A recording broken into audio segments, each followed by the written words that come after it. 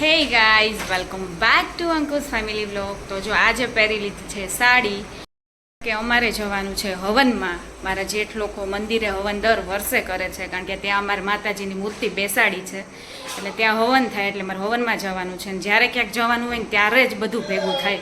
અમારે જે safety door ને બધું છે એમાં થોડુંક ઉપસી ગયું છે, એટલે ત્યાં બધે કલર કરવાની આવવાના છે દાદા, તો હજી આવ્યા નથી અને અમારે મોડું થાય છે. તો ક્યારના અમે રાહ જોઈને બેઠા છે. હવે આવે ત્યારે સાચા, પછી અમે જઈશું અને સીધા મંદિરે જ જવાનું છે, ત્યાં જ હવન હોય છે.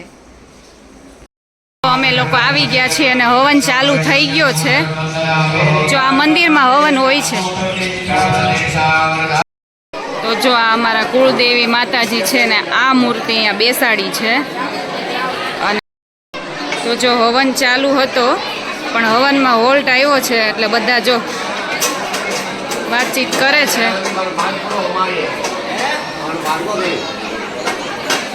પગવાડા આવી ગયા છે અમારા મોટા નણંદ ભાઉબેન, એને વ્લોગમાં આવવું છે, તમે આવી જશો, હવે આવી જશો. અને અમારા નાના નણંદ, મારા જેઠાણી, જો આ લોકો હવનમાં બેઠા છે. ખુશાલ નથી આજે, નહીં ખુશાલ નથી પણ નીવ તો છે ને. જો અને આ જો ઉત્સવભાઈ, જો આ ધ્રુવભાઈ, આ ઉત્સવભાઈ, આ નીવભાઈ, હવે ખાલી ખુશાલભાઈ નથી. જો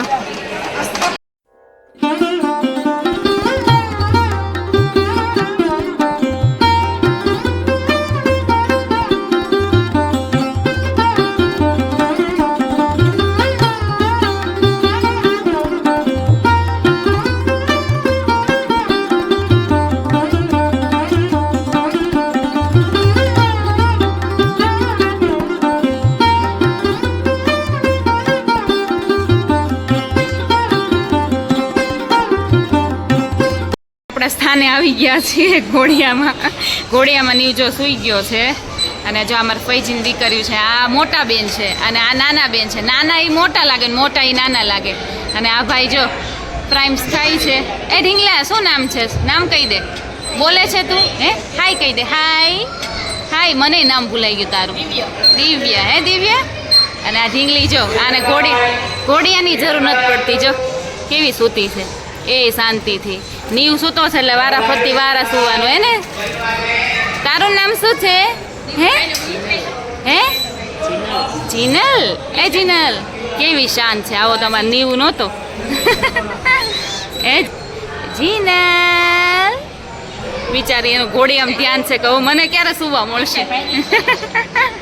હા જો હિંચકાવે. જો હા તું હિંચકાય એટલે અમારે શાંતિ. હે કોઈ ન જાતો બાજુમાં. તો અહીંયા હવનનું કામકાજ ચાલે છે અને આપણે અહીંયા આવી ગયા છીએ. છોકરાવાળા બધા આ ડિપાર્ટમેન્ટમાં છે. અહીંયા જો છોકરાવાળા. એ જીનલ, બોખી હજી એમાં નહીં હોય, બોખો જ છે. એ બખી જીનલ.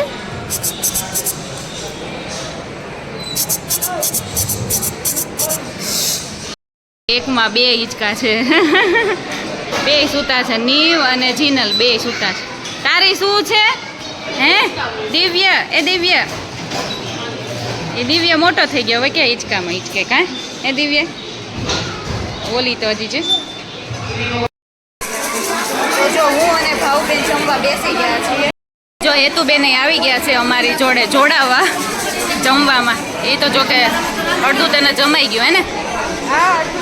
કે હજી અડધે નથી પહોંચ્યા? હા. અને જો જમવામાં છે ભજીયા છે, અડદિયાનો લચકો છે, દાળ ભાત અને શાક ને છાશ ને પાપડ. ને ચકલીનો અવાજ સંભળાતો હશે. આમાં ચકલી નહીં, પોપટ છે. નહીં પોપટ છે ને? પોપટ ના, પોપટ નહીં, ચકલી જ છે. ચકલી છે. જો કેવા કેવા કલરની છે. પોપટી કલર છે, ગ્રીન કલર છે, સ્કાય બ્લુ કલર છે, બ્લુ કલર છે. આ બધી ચટાપટાવાળી છે. જો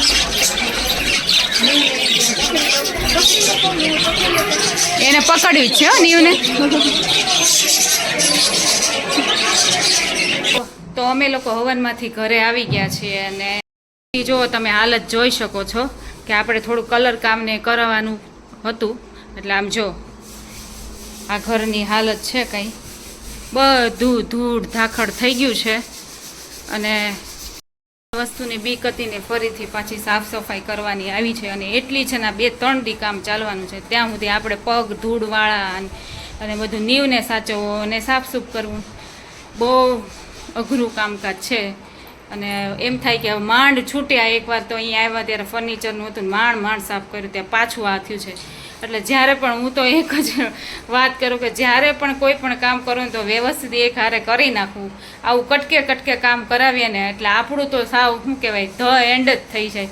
ફરીથી અમે જો મંદિરે જવા નીકળી ગયા છીએ. અને અત્યારે છે હનુમાનજીના પાઠ, એટલે 2 કલાકે પાઠ હોય. અને પછી ગરબા બરબા કરીને પ્રસાદી લઈને પછી નીકળશું ત્યાંથી.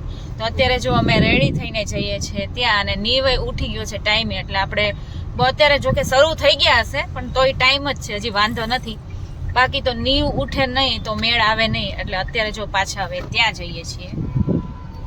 એ નીવ